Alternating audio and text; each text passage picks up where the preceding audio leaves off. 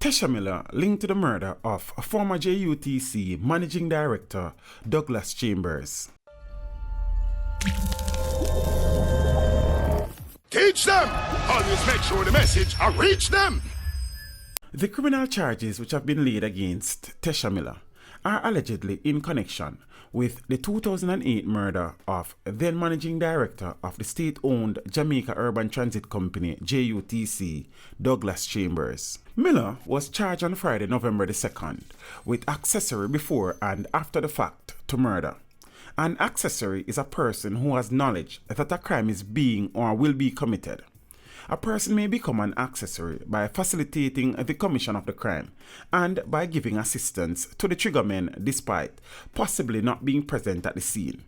Miller is to appear in court on November 9. He remains in custody. In 2016, another reputed member of the Klansman gang and Miller's alleged former crony, Andre Bryan, was freed by a 7-member jury of the murder of Mr. Chambers.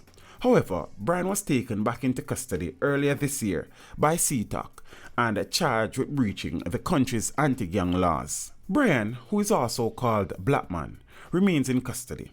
The police say Bryan's breakaway faction of the Klansman gang has been involved in a deadly war with loyalists of Tesha Miller. Douglas Chambers was murdered in front of the Michael Manley Drive branch of the JUTC at Twickenham Park in Spanish Town in 2008. He was shot in the head multiple times by 2 gunmen. The killers escaped in nearby bushes. The police theorize that Mr. Chambers was killed because he failed to pay over extortion fees to the Klansman gang. In the meantime, attorney at law Bert Samuels says on November 9th he will be applying for bail for Tesha Miller. Any reasonable judge hearing that Mr. Miller walked free in 2013, the police didn't want him, walked free again in 2016, the police didn't want him for a murder which took place in 2008. I'm sure it's going to concern any judge that will be listening to a bail application.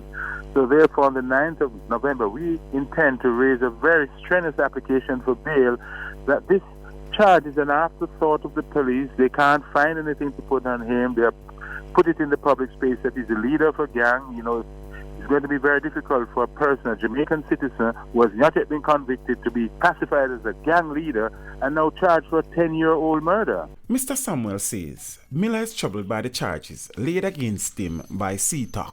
Okay, so what is troubling to Mr. Miller and myself is that this is a charge they said this killing happened in 2008. What has happened since 2008?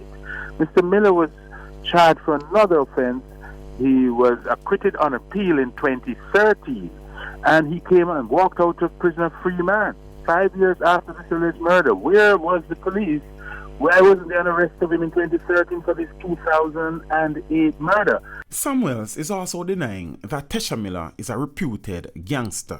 Well, the first thing I want to put on record that your newscast has my client as a reputed leader of a gang. May I just tell you that we vehemently refute that. That's nothing proven in any court. We're not the leader of any gang. So the Klansman gang, I am offended by that classification. So can we move on having said that? Teach them! Hey, yo, hello! Send the message and make it reach them. It's Teach Them, right here, Warlord representing. Thank you for watching. Please leave a comment below. Remember to like and share the video. Don't forget to subscribe for more awesome content. Follow me on social media and check out the suggested videos on screen. This is Teach saying, until next time, walk good, my friends.